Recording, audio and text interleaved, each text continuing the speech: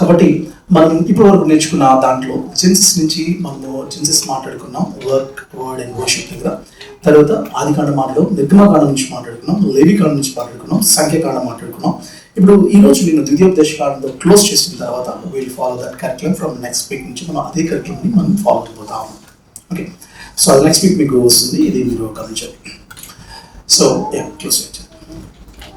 కాబట్టి ఒకటి మనం జెన్సిస్లో మనం ఏం నేర్చుకున్నాం అంటే వర్క్ గురించి నేర్చుకున్నాం, వర్షిప్ గురించి నేర్చుకున్నాం, అలాగే వర్డ్ గురించి మనం నేర్చుకున్నాం. ఎక్సోడస్లోకి వచ్చినప్పుడు, నిర్గమకాండం దగ్గరికి వచ్చినప్పుడు మనం గుర్తుపెట్టుకోవాలి, ఆది కాండంలో మనం ఏంటంటే దేవుడు పని అప్పచెప్పాడు, పని చేయని వాడు జీతానికి పాత్రుడు కాదు చెప్పేసి, కానీ పని చేయాలి. అట్ ద సేమ్ పని చేస్తున్నాను కాబట్టి నేను కమ్యూనిస్ట్ అవుతాను అనుకొని, కమ్యూనిస్ట్ భావోద్రాకాల ప్రకారం చేసుకొని, శ్రమశక్తి అనుకునే రెస్ట్ తీసుకోకుండా వర్కహాలిక్ అయితే అది కూడా తప్పని శాబత్ని ఇంట్రడ్యూస్ చేశాడు. So work and rest combination అని దేవుడు మనకి ఏంటంటే బ్లెస్ చేశాడు. అది మనం చూసాం. అందుకని వర్క్ అనేది యాక్చువల్గా ఇట్స్ అ బ్లెస్సింగ్, దేవుడు ఇచ్చిందే. అది మీరు ఎక్సలెన్స్కి వచ్చినప్పుడు excellence starts with the work. వర్క్తో స్టార్ట్ అయింది, వర్క్తోనే క్లోజ్ అయింది. కానీ ఏ వర్క్తో స్టార్ట్ అయింది, ఏ వర్క్తో ఎండ్ అయింది అంటే అది వర్కహాలిజం నుంచి స్టార్ట్ అయింది. మోర్ వర్క్ అనే కాన్సెప్ట్లో నుంచి, అంటే ఫారో తీసుకొస్తున్న మోర్ వర్క్ అనే కాన్సెప్ట్లో నుంచి దేవుడి ఇన్స్ట్రక్షన్స్తో చేసే పనులతో విమోచించాడు. అందుకని we are not redeemed from work, but we are redeemed for work.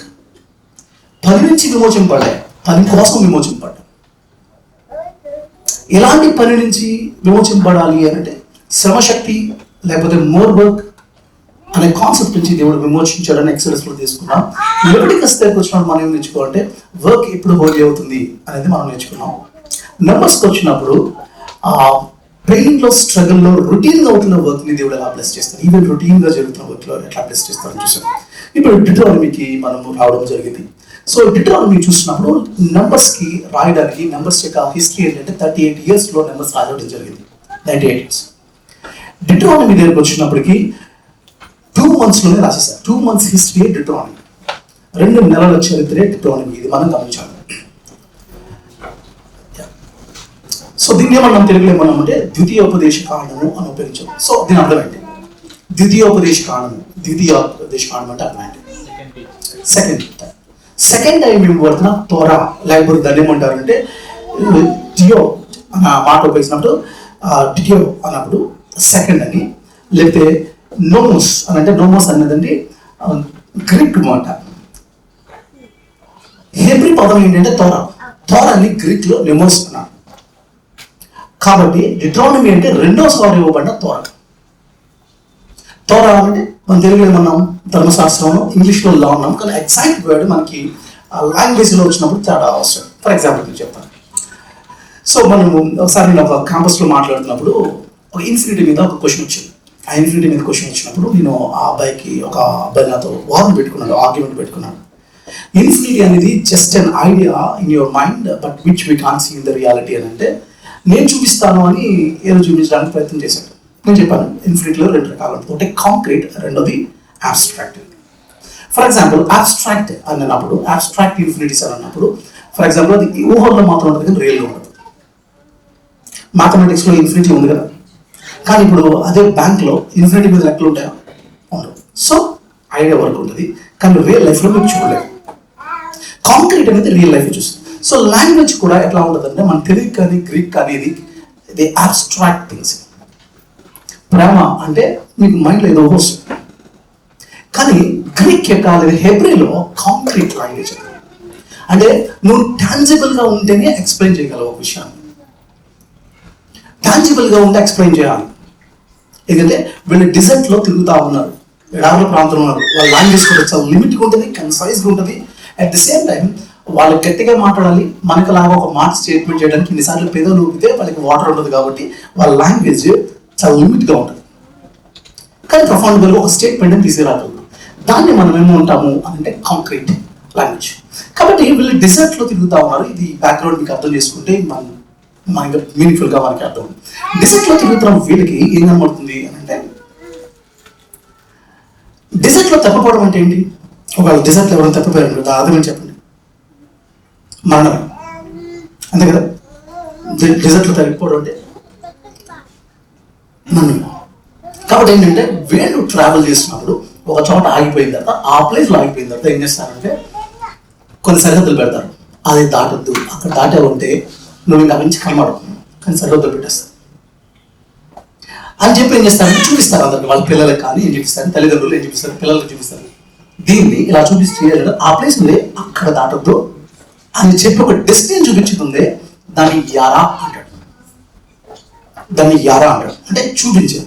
అంటే యారా అని చెప్పినప్పుడు ఏం చెప్తామంటే చూపించి టాన్సిబుల్గా చెప్తాము. కానీ దాని దగ్గరికి ఎలా వెళ్తాం, ఎలా పడితే వెళ్తే మళ్ళీ అక్కడ ఇసుక ఊబుల్లాగా ఉంటాయి, పడిపోతారు, సీట్ అయిపోతారు. కాబట్టి దానికి వెళ్ళే మార్గం ఉంటుంది. ఆ మార్గం ఈ వేలో వెళ్ళాలి అని చెప్తే ఆ వే ఉంది, ఆ వేని త్వర అంటారు.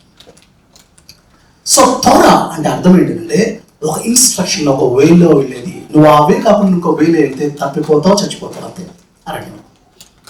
సో ద్వితీయోపదేశకాండం ఏం చెప్తున్నాడు అని అంటే, ఇప్పుడు చెప్పండి, దేవుడు మీ పిల్లలకి మీరు చెప్తారు కదా అలా వెళ్ళిపోతే ప్రమాదం, ట్రెక్లో వేలు పెట్టద్దు అని చెప్పి ప్రేమతో చెప్పేదా, లేకపోతే మీరు కఠినంగా చెప్పే మాటలవి? ప్రేమ. ఇప్పుడు తోట కఠినం అయిందా, ప్రేమతో చెప్పిన కాన్సెప్ట్స్ ధర్మశాస్త్రం అనేది? దేవుడు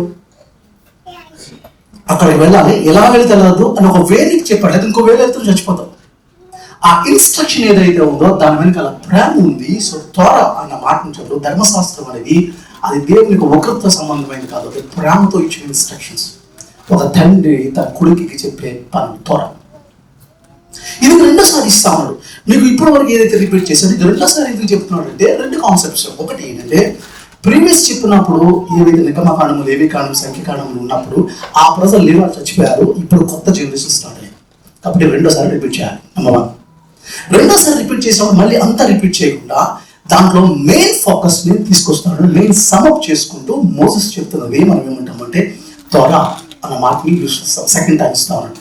దీంట్లో దానికి దీనికి ఏంటి అని అంటే కొన్ని విషయాలు మేము ముందు పెడతాము. అదేంటంటే ద్వితీయోపదేశకాండము 1వ అధ్యాయం 16వ వచనం మీరు చూస్తే, 1వ అధ్యాయం 16వ వచనం మీరు చూస్తే ఇక్కడ మీకు ఏం కనబడుతుంది అంటే, ఫర్ ఎగ్జాంపుల్ మీరు ఇంటికి వెళ్తారు చదవండి, మనకు అంత టైంలో మనం అన్ని చెప్పుకోలేము కాబట్టి ఇక్కడ జిత్రో గురించి మాట్లాడతాడు.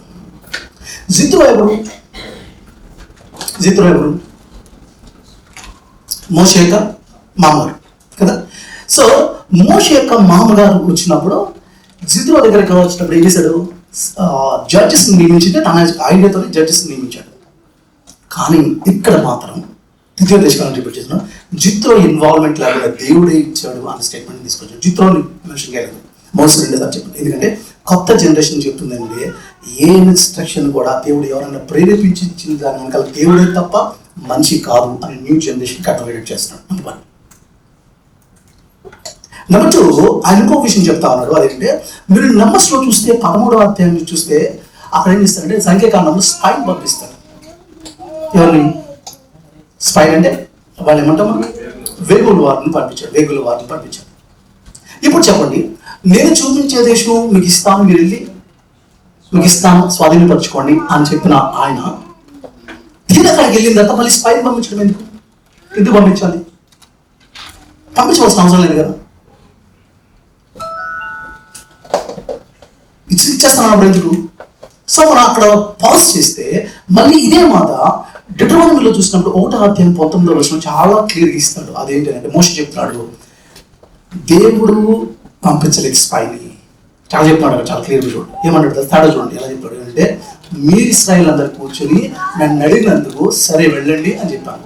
మోసే క్లారిటీస్ ముందంతా చెప్పలేదంటే ముందు ఆ ప్రజలు ఉన్నారు, వాళ్ళందరి మధ్యలో వాళ్ళు అడిగారంటే అయితే వెళ్ళండి అన్నాడు. అదే విషయం. నెక్స్ట్ వారల్ టీచింగ్ వచ్చినప్పటికి ఏమైపోయింది అని అంటే, మేము అడిగామన్న సంగతి నెక్స్ట్ జనరేషన్లోకి పాడైపోయి దేవుడు ఆయన మీద ఆయనకి డౌట్ వచ్చింది అనే జనరేషన్ తయారయ్యే ప్రమాదం ఉంది. కాబట్టి యాక్చువల్గా మోసెస్ కరెక్ట్ చేసి మళ్ళీ చెప్తా ఉన్నాడు, ఆ స్పైని మీరు అడిగారు కాబట్టి నేను పంపించాను, కానీ నేను పంపించలేదు. మోసెస్ మళ్ళీ క్లియర్ చేస్తున్నారు. ఎందుకంటే నెక్స్ట్ జనరేషన్కి మిస్ఇన్ఫర్మేషన్ ఇవ్వకుండా డిస్బిలీఫ్ అనేది మీ వల్ల జరిగింది. మీరు చేసిన డిస్బిలీఫ్ వల్లే, నమ్మలేనందువల్ల మీ పూర్వీకులు వచ్చి నా దగ్గరికి వచ్చి అడగడం వల్ల 38 సంవత్సరాలు ఇక్కడ ఉండిపోయారు. స్పైన్ పంపించి నమ్మకం లేదు, మళ్ళీ దాని మీద దేవుడే పనిష్ చేశాడు అనుకుంటే అప్పుడు దేవుడు అన్యాయస్తుడు. సో ఆ క్లారిటీ ఏం చేస్తాడంటే, ఈ ద్వితీయోపదేశకాండంలో రెండోసారి మెన్షన్ చేసినప్పుడు ఇలాంటివి మీరు చాలా అబ్జర్వ్ చేయడానికి ట్రై చేయండి. దాంట్లో ఇంకొక ప్రాముఖ్యమైన విషయం ఏంటంటే 10 ఆజ్ఞలు కూడా రిపీట్ చేశారు. 10 కమాండ్మెంట్స్ రిపీట్ చేశారు. ఒక పాయింట్ని అన్ని కాదు కానీ ఒక పాయింట్ ఏంటంటే మీరు చూస్తే నిర్గమకాండం 20 అధ్యాయం 19 నుంచి 11 వచనాలు మీరు చూస్తే అక్కడ ఉన్న మాట అంటే విశ్రాంతి దినాన్ని మీరు పరిశుద్ధంగా ఆచరించండి అన్న మాటను ఉపయోగించాడు. ఎక్సోడస్లో నిర్గమకాండం 20 అధ్యాయం 19 నుంచి 11 వచనం అంటే ఏమంటే మీరు 6 రోజులు పని చేయండి, 7వ రోజు విశ్రాంతి తీసుకోండి. కారణం అంటే దేవుడు 6 రోజులు సృష్టించి 7వ రోజు విశ్రాంతి తీసుకున్నాడు కాబట్టి మీరు 6 రోజులు పని చేసి 7వ రోజు విశ్రాంతి తీసుకోవాలి. వీక్లీ వన్స్ ఆఫ్ ఉండాలి. వర్కహాలిజం ఇస్ రాంగ్, ఇట్స్ సిన్ అనే కాన్సెప్ట్ని తీసుకొచ్చాడు. మరి ఈ రోజు పని ఏంటి అని అన్నావా? ఈరోజు నాకు ఎలా వస్తుంది ఫుడ్ అంటావా? దాని వెనకాల దేవుడు ఒకటి ఏదో తీర్చేయడానికి ట్రై చేస్తాడు, అది నమ్మకం. కానీ ఇదే మళ్ళీ రెండోసారి చూసినప్పుడు ద్వితీయోపదేశకాండం 5వ అధ్యాయంలో చూసినప్పుడు 12 నుంచి 15 వచనాలు చూసినప్పుడు అక్కడ ఇస్తూ ఇక్కడ ఏమంటాడంటే మళ్ళీ చెప్తా ఉంటాడు. ఇదేక శాబత్ గురించి మెన్షన్ చేస్తూ ఏమన్నాడంటే మీరు ఐగుప్తులో బానిసత్వం ఉన్నారు కాబట్టి దేవుడు మిమ్మల్ని విమోచించాడు కాబట్టి మీరు కూడా రెస్ట్ తీసుకున్నాను. ఫస్ట్ రెస్ట్ రెఫరెన్స్ పాయింట్ ఏమో ఆదికాండములో దేవుడు రెస్ట్ తీసుకున్న కాన్సెప్ట్ నుంచి చెప్తే రెండోసారి ఇచ్చినప్పుడు రిఫరెన్స్ పాయింట్ ఎక్కడ తీసుకుంటుంటే దేవుడు వాళ్ళ యొక్క బానిసత్వం నుంచి విమోచించి ఇచ్చిన రెస్ట్ గురించి మాట్లాడతాం. అంటే ఈ రెండు కాన్సెప్ట్స్ మనం అర్థం చేసుకోవాలి. రెండోసారి ఇచ్చిన దాంట్లో ఏం చెప్తున్నాడు అంటే మీ రెస్ట్ వర్కహాలిజం నుంచి కూడా బయట తీసుకురావాలి. 6 సంవత్సరాలు పనిచేయాలి, 7వ సంవత్సరంలో విత్తనాలు కూడా పంటలు కూడా. మరి ఎలా పండుతాం, ఎలా జీవిస్తాం? దేవుడు చూసుకుంటాడు. అది లేదంటే నేను పండిస్తున్నాను, నా శ్రమ శక్తి అని కమ్యూనిస్ట్ లాగా ఎదురెత్తారు. మరి 6వ సంవత్సరంలో పంటను పండించు, మరి అప్పుడు దేవుడు చూసుకుంటాడు. మరి 7వ సంవత్సరం అది కూడా దేవుడు చూసుకుంటాడు. 6వ సంవత్సరంలోనే ఏం చేస్తాడంటే 7th ఇయర్కి 8th ఇయర్కి పంటలు ఇచ్చేస్తాడు. అది దేవుడు వాళ్ళకి చూపిస్తున్న పని. ఇది మనకి చాలా స్పష్టంగా అర్థమవుతున్న కాన్సెప్ట్స్. ఇది ద్వితీయోపదేశకాండం నుంచి మనం అర్థం చేసుకోవాల్సిన ఓవరాల్గా వ్యూ మనం అర్థం చేసుకుంటే మీరు ఇంటికి వెళ్ళిన తర్వాత ద్వితీయోపదేశకాండం 32వ అధ్యాయం తీసుకుంటే అక్కడ కొన్ని విషయాలు మనకు ఆలోచిస్తాం. అదేంటే ఆకాశ మండలమా చెవింపు, నేను మాట్లాడుచున్నాను, భూమండలమా నా నోటి మాట విను. 5వ వచనం వారు తమ్ము చెరుపుకుని ఆయన పుత్రులు కాని వారు కళంకులు, మూర్ఖతనం గల వారు, వక్రవంశులు, బుద్ధి లేని వారు, అవివేకులు. ఆయన నిన్ను సృష్టించిన తండ్రి కాడా? ఆయన నిన్ను పుట్టినిచ్చి స్థాపించను. సో ఇలా మాట్లాడుకుంటూ వస్తామని తిరుగుతూ ఉన్నాడు. ఇక్కడ ఏం జరుగుతుంది అనేది ఒకసారి మనం అర్థం చేసుకోవడానికి మనం ప్రయత్నం చేయాలి. ఏం జరుగుతుంది అని అంటే ద్వితీయోపదేశకాండం ఇప్పుడు 4వ అధ్యాయానికి మీరు రండి. 4th చాప్టర్ మీరు వస్తే 4వ అధ్యాయానికి వస్తే ఇక్కడ మీకు ఒక విషయాన్ని మీ ముందు నేను ఫోకస్ చేసి నిర్వహించడానికి ప్రయత్నం చేస్తాను. డిటరానమీ 4th చాప్టర్ మనం ఈరోజు చదువుకున్న ప్యాసేజ్లో 25th నుంచి మీరు ఇంటికి వెళ్ళిన తర్వాత 40 వరకు చూస్తే ఇక్కడ మనకున్న మాట ఏంటంటే 25వ వచనం లేదా 24వ అధ్యాయం 25వ వచనం చదవగలరా? 4వ అధ్యాయం 25వ వచనం.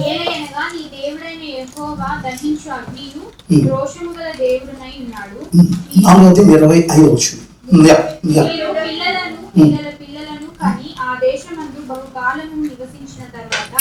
మిమ్మును మీరు పాడు చేసుకొని ఏ స్వరూపము కలిగిన విగ్రహములను చేసి మీ దేవుడైన యెహోవాకు కోపం పుట్టించి ఆయన కన్నుల ఎదుట కీడు చేసినదలా.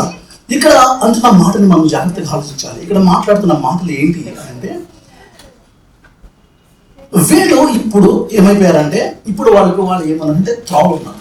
40 years నేర్చుకుంటూ వచ్చారు. అదే 40 years నుంచి. సో ఇప్పుడు సెటిల్ అయిపోయారు. ఇక్కడ ఏం మాట్లాడుతున్నారంటే బీ కేర్ఫుల్, బికాస్ ఇప్పుడు మీరు సక్సెస్ఫుల్ పీపుల్ అయ్యారు. గుర్తుపెట్టుకోండి, ఇక్కడ ఒక మాట చెప్తాను. Success can become dangerous. Success can become dangerous. వర్క్లో మీరు చాలా సాధిస్తారు, గుడ్, అది దేవుడు కోరుకున్నాడు నువ్వు సక్సెస్ అవ్వాలి. బట్ అదే సక్సెస్ డేంజర్ అయ్యే ప్రమాదం ఉంది. ఎందుకు సక్సెస్ డేంజర్ అవుతుంది అనేది మనం ఆలోచించడానికి మనం ప్రయత్నం చేయాలి. సక్సెస్ ఎందుకు డేంజర్ అవుతుంది? చాలా మంది అనుకునేది ఏంటంటే నా ఎనిమి ఎవరంటే ఫెయిల్యూర్ ఎనిమి అనుకుంటాం. ఫెయిల్యూర్ ఎనిమియే, కానీ దానికి మించి సక్సెస్ చాలా సార్లు నీకు ఎనిమి అవుతుంది. ఎందుకు అవుతుంది అంటే ప్రజలు ఎప్పుడైతే స్ట్రగుల్ అవుతారో, బాధలు ఉంటారో, ఇబ్బందులు ఉంటారో అప్పుడు ఎక్కువ ప్రార్థన చేస్తారు. అప్పుడే దేవుడు కావాలి, అప్పుడే దేవుడి మీద ఆధారపడడం. The moment you become self sufficient అయిపోయినా నీకేమొస్తుందంటే ప్రైడ్ వస్తుంది, స్పిరిచువల్ లేజినెస్ వస్తుంది, దేవుణ్ణి మర్చిపోయే తత్వం వస్తుంది. కారణం ఏంటంటే సక్సెస్ నేను ఏం చేస్తుంది అంటే స్పిరిచువల్గా లేజీ చేస్తుంది. సక్సెస్ వల్ల నీకు ప్రైడ్ వస్తుంది. సక్సెస్ మీద అనుభవిస్తుంది, దేవుని మీద ఆధారపడే స్థాయికి వచ్చేస్తుంది. ఫ్రెంచైజ్ దేవుని మీద ఆధారపడి, దేవుని మీద ఆధారపడే స్థితి మనకి పోతుంది సక్సెస్.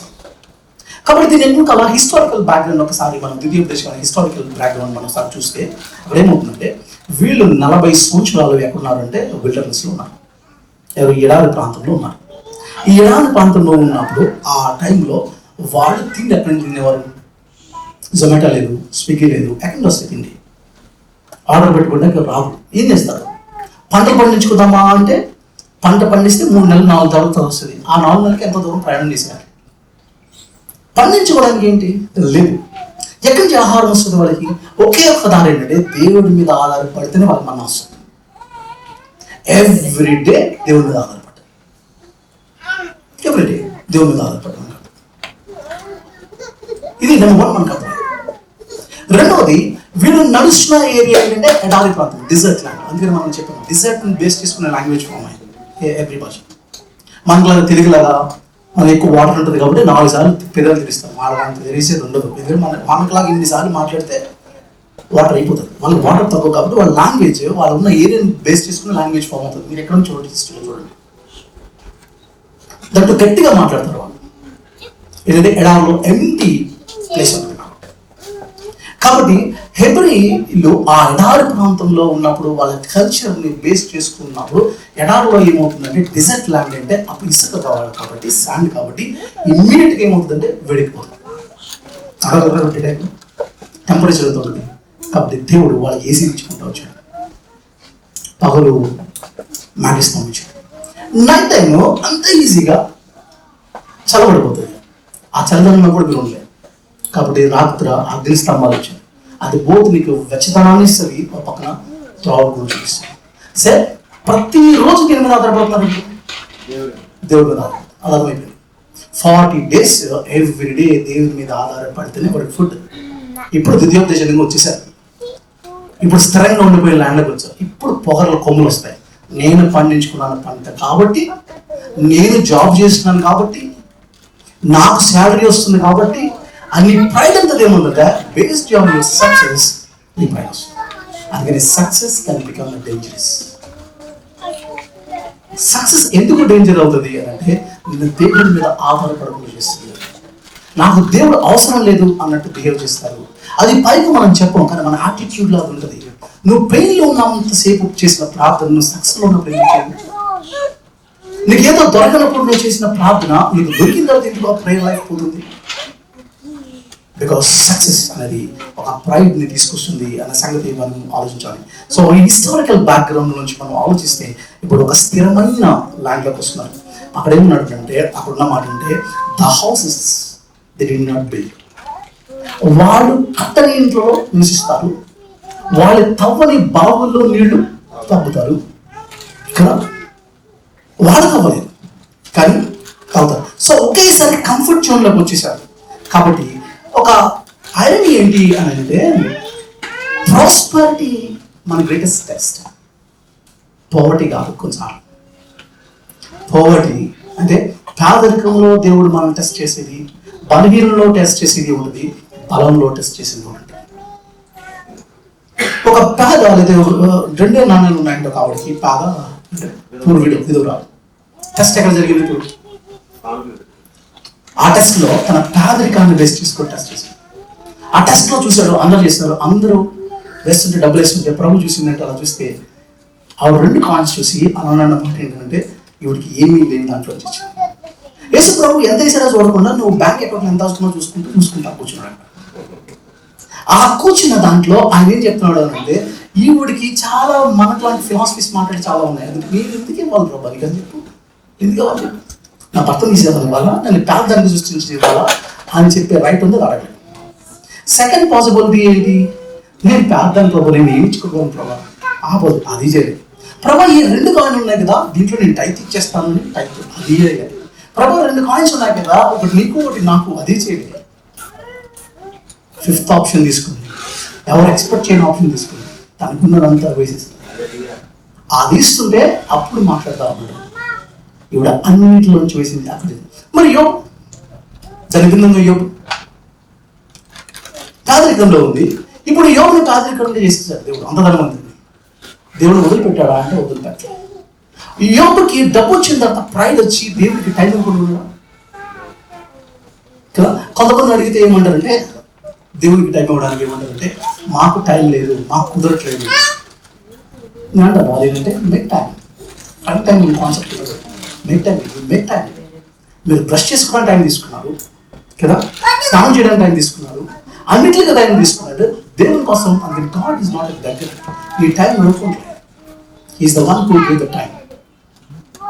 ఆ టైం నువ్వు ప్రయారిటైజ్ చేయడంలో నువ్వు ఫెయిల్ అవుతావున్నావు. ఈ సంగతి మనం గమనించాలి. కాబట్టి ఈ టెస్ట్ దేవుడు నిన్ను ఒకసారి పావర్టీలో కాదు ప్రాస్పెరిటీలో కూడా టెస్ట్ చేస్తున్నాడు అనే సంగతి మనం జ్ఞాపకం చేసుకోవడం. తర్వాత నేను మాట్లాడుతుంది ఏంటంటే 4 స్టేజెస్. మనం ఎందుకు స్పిరిచువల్ గా డిక్లైన్ అవుతున్నాం అనడానికి నేను 4 మాటలు చెప్పి నేను క్లోజ్ చేస్తాను. ఒకటి ఏంటంటే ఫస్ట్ స్టేజ్ ఎలా స్టార్ట్ అవుతుంది, మనం ఫెయిల్ అవ్వడానికి రీజన్స్ ఏంటి, ఎక్కడ ఫెయిల్ అవుతున్నాం, ఎక్కడ స్టార్ట్ అవుతుంది అనే విషయాలు మనం ఆలోచిస్తే, ఒకటి ఫస్ట్ స్టేజ్ అంటే దేవుడి బ్లెస్సింగ్స్ మనకి హడిల్స్ అయిపోతాయి. మా డాడీ ఒకసారి ఆయన మాట్లాడుతూ ఒక ఆవిడతో మాట్లాడతారు. నేను చిన్నవాడిని ఎప్పుడు గుర్తుంది మా డాడీ మాట్లాడుతూ ఒక ఆవిడ ఇంకో పల్లెటూరులో ఏమన్నా చర్చ కావట్లేదు ఏంటి మాస్టర్ అని అడిగితే, ఏం చేయండి మాస్టర్ గారు 4 గేదెలు కొనుక్కున్నాను, టైం ఉండట్లేదు, పాలు. మా డాడీ అన్నారు, గేదెలు ఇచ్చి తప్పు చేశారు కదా మా దేవుడు అన్నారు. ఆ గేదెల కోసం ఫ్రైడే వచ్చి ప్రార్థన చేశారు. ప్రభా నా జీవితాన్ని పోషించడానికి నాకు ఫినాన్షియల్గా నాకు సపోర్ట్ కావాలని చేస్తే, దేవుడు బ్లెస్ చేస్తే, దేవుడు ఉద్యోగం ఇస్తే, ఆ ఉద్యోగం ఈ రోజు ఏం చేస్తుందంటే నీకు కడలు అవుతుందా అంటే బ్లెస్సింగ్స్ నీకు కర్స్ అయినాయా, బ్లెస్సింగ్స్ దేవుడికి దూరం చేస్తున్నాయా, నీకు అడారి ప్రాంతమే బెటర్ ఏమో, అప్పుడే దేవుడికి లోపడుతున్నావు, అప్పుడే దేవుడి మీద ఆధారపడతావు.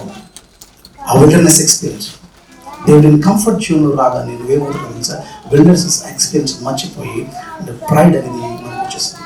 దేవుని యొక్క బ్లెస్సింగ్, సక్సెస్ అనేది, హెల్త్ అనేది, ఫ్యామిలీ అనేది, వెల్త్ అనేది, ఇన్ఫ్లుయెన్స్ అనేవి, ఇవన్నీ దేవుడు మనకి ఇచ్చిన బ్లెస్సింగ్స్. కానీ దాన్ని మనం అబ్స్ట్రాక్ట్స్గా చేసుకున్నాము. అది స్టేజ్ 1. ఆ తర్వాత ఆ బ్లెస్సింగ్స్ నుంచి మనం సెకండ్ స్టేజ్కి వస్తాము. అక్కడ ఏంటి అంటే కంఫర్ట్ అరైవ్ చేస్తాం, కంఫర్ట్కి వచ్చేస్తాం. జీవితంలో కంఫర్ట్ దొరుకుతుంది, లైఫ్ ఈజీ అవుతుంది, బిల్స్ ఎప్పటికప్పుడు పే చేసుకునే స్థితి ఉంటుంది, ఈఎంఐలు కట్టుకునే స్థితి ఉంటుంది, నీ యొక్క ఫ్యామిలీ గ్రో అవుతుంది, నీ ఫ్యామిలీ గ్రో అవుతుంది, నీ బిజినెస్ గ్రో అవుతుంది. ఈ స్టేజ్లో నువ్వు గ్రో అయ్యేది ప్రేయర్ లైఫ్ తక్కువైపోతా ఉంటుంది. ప్రేయర్కి ఇంపార్టెన్స్ తగ్గిపోతుంది. ఎందుకంటే నా లైఫ్ నేను లీడ్ చేయగలుగుతాను అనే స్థితికి వచ్చే నువ్వు ప్రేయర్ని, ఫెయిత్ని నెగ్లెక్ట్ చేసే ఏరియాస్ ఉన్నాయి. ఎంతమందికి నీ జాబ్స్ అడ్రస్ ఈ ప్రేయర్ లైఫ్ కదా, మేబీ సక్సెస్ డేంజర్ అయిపోయింది లైఫ్లో. Be careful. 3వ స్టేజ్కి వస్తాము. అక్కడ ఏంటంటే ఆ కంఫర్ట్కి మనం రాగానే ఫస్ట్ బ్లెస్సింగ్ నుంచి కంఫర్ట్కి వస్తాం. కంఫర్ట్ దగ్గర నుంచి రాగానే అక్కడ నుంచి ప్రైడ్ ఎంటర్ అవుతుంది లైఫ్కి. 4th stage. 3rd స్టేజ్ ఆ ప్రైడ్ ఎంటర్ అయినప్పుడు మనం ఏం చేస్తామంటే instead of saying God bless me అనే దానికంటే దేవుడు నన్ను బ్లెస్ చేసి గాడ్ బ్లెస్డ్ మీ అని చెప్పాను, దేవుడు నన్ను బ్లెస్ చేశాడని చెప్తుంటే నేను ఎర్న్ చేశాను, నేను సాధించగలంత, నేను కష్టపడ్డాను, అందుకే నేను తినగలుగుతున్నాను. ఒక తల్లి ఒక అబ్బాయికి చెప్తుంటే ఆ అబ్బాయి చెప్పినట్టు తల్లి నాకు రీసెంట్గా ఒక చోట మీట్ అయి చెప్తా ఉన్నట్టు, ప్రార్థన చేసుకో అంటే ఎందుకు చేసుకోవాలి, నేనే కష్టపడ్డాను, నేనే ఎంటెక్ కంప్లీట్ చేసుకున్నాను, నేను పలానా చోట బెంగళూరులో జాబ్ తెచ్చుకున్నాను, ప్రార్థన చేసుకోవాల్సిన అవసరం ఏంటి? అవసరం ఏంటి? నీ ప్లేట్లోకి ఫుడ్ వస్తుంది, నువ్వు బిల్ పే చేస్తున్నావు, నువ్వు కష్టపడ్డావు, దేవుడు అవసరం ఏంటి? ఈ ప్రైడ్కి మనం వచ్చేస్తాం. ఈ విషయంలో నేను మోసెస్కి భయపడుతున్నాను. మీరు సక్సెస్ స్టేట్కి వచ్చేసారు, బీ కేర్ఫుల్ మాట్లాడతాను. 4వది స్టేజ్ ఏంటంటే ఈ స్టేజ్కి వచ్చినప్పుడు దేవుడు మర్చిపోతాం. అంటే మనం దేవుని బ్లెస్సింగ్తో స్టార్ట్ అవుతుంది ఫస్ట్ స్టేజ్, కంఫర్ట్లోకి ఎంటర్ అవుతాం సెకండ్ స్టేజ్, 3వది ప్రైడ్లోకి ఎంటర్ అవుతాం 3rd స్టేజ్, 4వది దేవుడిని పూర్తిగా వదిలేస్తాం, డినై చేస్తూ ఉంటాం. అందుకని డేంజర్ ఏంటంటే డబ్బులు పోవడం డేంజర్ కాదు, ఆ డబ్బులు ఇచ్చిన వాడిని పోగొట్టుకోవడం డేంజర్ కదా. అందుకని మనీ, డబ్బులు అనేది is a great servant. It's a great servant but it's a poor master. Money ఎప్పుడు, డబ్బులు ఎప్పుడు, అది నీకు సర్వెంట్గా ఉన్నంతసేపు సర్ప్లసింగ్. అది నిన్ను మాస్టర్ చేస్తున్నా బి కేర్ఫుల్. నీ మనీ నీకు శాపంగా మారిపోతుంది, నీ జాబ్, నీ కెరియర్ నీకు శాపంగా మారిపోతుంది. ఈ ఏరియాలో మనం we should be very careful. ఎందుకు సక్సెస్ అనేది స్పిరిచువల్గా డేంజర్ అవుతుంది అంటే, ఎందుకు డేంజర్ అవుతుందంటే, సక్సెస్ ఏం చేస్తుంది అంటే నాకు సెల్ఫ్ సఫిషియెంట్ చేసేస్తుంది. నేను ఆయన మీద ఆధారపడకుండా చేస్తుంది సక్సెస్ అనేది. నన్ను సెల్ఫ్ సఫిషియెంట్ చేసేస్తుంది సక్సెస్ అనేది. ఆయన నాకు అవసరం లేదు అని మాట్లాడతాం, నాకు సెల్ఫ్ సఫిషియెంట్. అదంటే నా జీవితానికి నేను నిర్ణయించుకుంటాను, ఆయన అవసరం లేదు అన్నట్టు చేస్తాను. నాకు అవసరం లేదు. ఇది సాటన్ చెప్తున్న మాట, డే 1 నుంచి చెప్తున్న మాట సాటన్. అదేంటంటే నువ్వు తిన్న రోజున దేవుడు అతను కూడా అయిపోతావు, ఆయన అవసరం లేదు. మంచి చెడు అనేది నువ్వు నిర్ణయించుకుంటావు, దేవుడి మీద ఆధారపడాల్సి. ఏది గుడ్, ఏది రైట్, ఏది రాంగ్ అనేది దేవుడి మీద ఆధారపడుతూ నువ్వు తీసుకో డెసిషన్స్. తిన్న రోజున దేవుడి దగ్గర కూడా అయిపోతావు. అంత మాత్రమే కాదు, సక్సెస్ ఎందుకు డేంజర్ అవుతుందంటే ఇట్ ప్రొడ్యూస్ ప్రైడ్ తీసుకొస్తుంది. అది ప్రైడ్ తీసుకొస్తుంది. అదేంటంటే ఐ డిజర్వ్ దిస్, లేదా I bring this, it is my success. అంతేగాని every good gift comes from the God అనేది హ్యూమిలిటీని తీసుకొస్తుంది. సక్సెస్ అలా కాకుండా ఏం చేస్తుంది?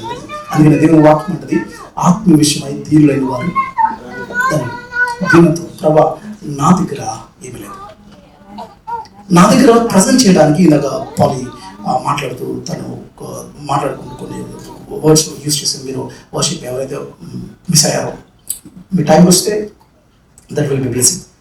సో నీ పాయింట్ ఏంటంటే, అక్కడ పాలి మెన్షన్ చేసిన పాయింట్ ఏంటంటే, దేవునికి ఏమి ఇవ్వగలరు యాజ్ ఎ ఫ్రెండ్? ఆయన అసలు ఏమి చూసి నీతో ఫ్రెండ్షిప్ చేశాడు? ఏం చూసి నీతో ఫ్రెండ్షిప్ చేశాడు? ఫ్రెండ్ అనేది ఫ్రీ అనే మాటలో చూసింది. నువ్వు ఎవరితో ఫ్రీ ఉంటావో దే బికమ్ యువర్ ఫ్రెండ్. అన్ని సీక్రెట్స్ షేర్ చేసుకుంటారు. ఏమి చూసించాడు?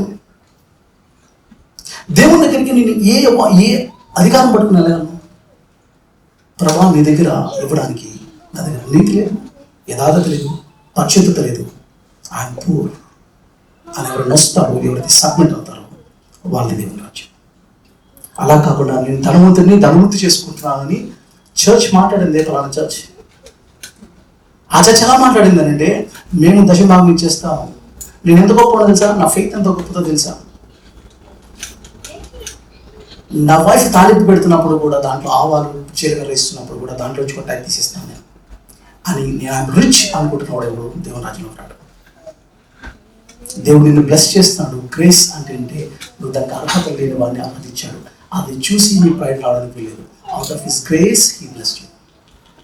ఆ బ్లెస్సింగ్ దేవునికి వ్యతిరేకంగా తీసుకురావడానికి ప్రయత్నం చేయదు.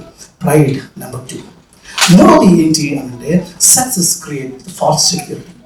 సక్సెస్ ఏం చేస్తుందంటే ఫాల్స్ సెక్యూరిటీ ఇస్తుంది. నీ బ్యాంక్ అకౌంట్స్, ఇన్వెస్ట్మెంట్స్, లేకపోతే బిజినెస్, లేకపోతే కెరీర్, ఎడ్యుకేషన్, వీటి మీద ఫాల్స్ చేస్తాను. అందుకని ఏమవుతుందంటే ఆ ఫాల్స్ సెక్యూరిటీ దీని వెనకాల దేవుడు చేస్తున్నాడు లేదు. అందుకనే జేమ్స్లో అంటాడు 4th chapter, నేడైనను రేపైనను ఫలానా పట్టణంలోకి వెళ్ళి 1 సంవత్సరం నుండి వ్యాపారం చేసి లాభం సంపాదించుకుందామని చెప్పుకున్న వారులారా రేపేం సంభవిస్తుందో మీకు తెలియదు. ప్రభు చిత్తం అయితే ఇది ఏది చేయదు అని చెప్పుకోండి. అంటే ఏమన్నంటే ఈ ప్లాన్ ఉంది, ఈ రోజా రేపా అనే ప్లాన్ ఉంది. ఎక్కడికి వెళ్ళాలో ప్లాన్ ఉంది. ఆ ప్లాన్లో ఏ సిటీయో ఐడియా ఉంది. ఆ సిటీలో ఎన్ని సంవత్సరాలు పని చేయాలి, ఏ బిజినెస్ చేయాలో ప్లాన్, ఎంత బిజినెస్కి ఎంత ప్రాఫిట్ వస్తుంది, ఇంత ప్లాన్ దేవుడు ఇవ్వండి. అవసరం అది కనబడుతుంది.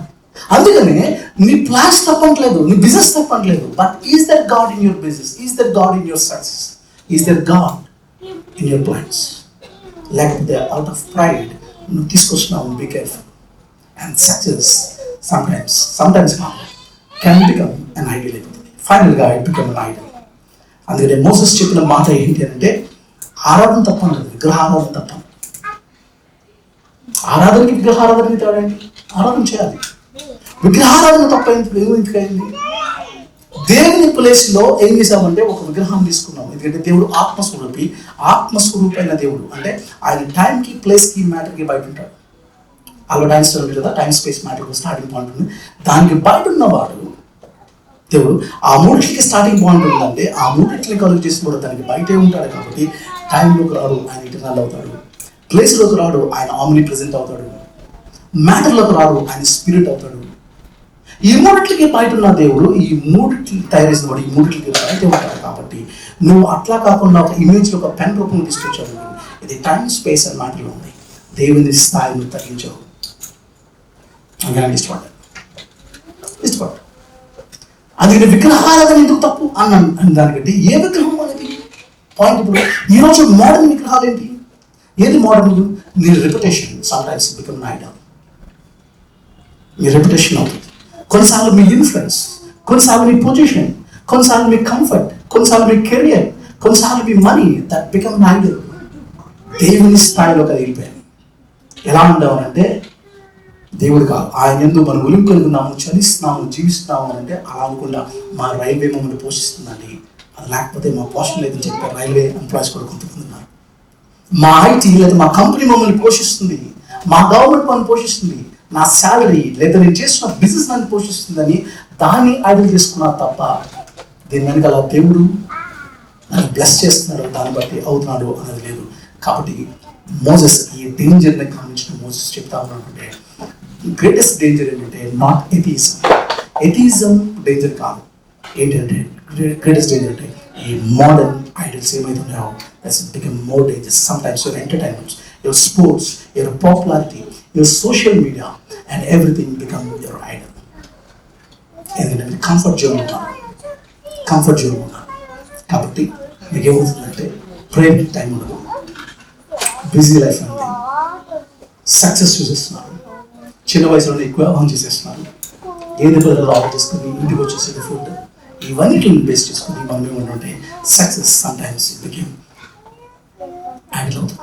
3 ఎగ్జాంపుల్స్ నేను కొన్ని బైబిల్ నుంచి నేను ముందు చెప్పి ముగిస్తాను. ఒకటి అబ్రహాం లైఫ్ చూసుకోండి. అంబానీ కంటే ఎక్కువ మంది సర్వీస్ కలవాడు అబ్రహాం. కానీ దేవుడికి దూరం అయ్యాడు. అబ్రహామిక్ లైఫ్ సాల్మన్ అదే సక్సెస్ఫుల్ చూసాడు. Solomon is blessed with the wisdom, wealth and power. కానీ మిస్యూజ్ చేసుకున్నాడు, ప్రైడ్ వచ్చి ఏమి లైఫ్ అలా అయిపోయిందో మనకు తెలుసు. కింగ్ ఉజియా గురించి మాట్లాడతారు. ఏమైంది? అప్పటి వరకు బాగానే ఉన్నారు, కానీ సక్సెస్ వచ్చిందని గమనించిన వెంటనే అన్నమాట మీరు 2 Chronicles 26 అంటాడు, సక్సెస్ వచ్చింది అన్న ప్రైడ్ దానిలో వచ్చిందంట. అంతే. ఏమిటంటే డౌన్ఫాల్ స్టార్ట్ అయింది. చాలా తెలియదు ఉంది డౌన్ఫాల్ అక్కడ స్టార్ట్ అయింది. కూడా నెగ్గుద్దేశం ఆ బబులో ఉన్న దేశాన్ని చూసుకుని నేను లేకపోతే ఈ దేశమే లేదని విరవీయడంట. ఇమీడియట్గా బికమ్ నాన్న. ఆలోచించండి. సక్సెస్ చూసినప్పుడు గ్రాటిట్యూడ్, హ్యూమిలిటీ అనేది లేకపోతే, దేవుడు నాకు ఇచ్చాడు అని స్టీవర్డ్ అనేది లేకపోతే, నువ్వు మాస్టర్ అని అనుకుంటే ఇమీడియట్గా ప్రైడ్ వస్తుంది. కాబట్టి నేను 3 ప్రశ్నలు వేస్తున్నాను. ఇది మీరు ఇంటికి వెళ్ళిన తర్వాత ఆలోచించండి. అదేంటంటే మీరు సక్సెస్ఫుల్ కాక మునుకున్న ప్రేయర్ లైఫ్ ఇప్పుడు ఉందా లేదా? సక్సెస్ కానప్పుడు మీరు ఎంత ప్రేయర్ చేశారు, ఎంత స్ట్రగుల్ అయ్యారు, ఆ ప్రేయర్ లైఫ్ ఉందా లేదా చెక్ చేసుకో. రెండోది అదేంటంటే నా గుర్తింపు, నేను మా identity. Is my identity found more in my achievement than in Christ? నా ఐడెంటిటీ, నా గుర్తింపు క్రీస్తులో కంటే నా విజయాలను ఎక్కువ చూసుకున్నాను. మీ ఐడెంటిటీ క్రీస్తులోనా, మీ విజయాల్లోనా? ఇదేంటో చూసుకున్నాను మీ ఐడెంటిటీ. కాబట్టి నాకు 3వ ప్రశ్న ఇస్తాను. అదేంటంటే నేను ఎంత బిజీ అయిపోతాను, దేవుని కోసం బిజీ అయిపోతున్నా, ఏదైనా బిజీ చేస్తుంది దేవుని కన్నా, దేవుని దగ్గర రాకుండా అడ్డు వచ్చే ఐడల్స్ ఏంటి? మీ కెరీరా, బిజినెసా, ఫ్యామిలీయా, స్పోర్ట్సా, ఎంటర్టైన్మెంటా, ఈవెన్ సమ్టైమ్స్ మినిస్ట్రీ.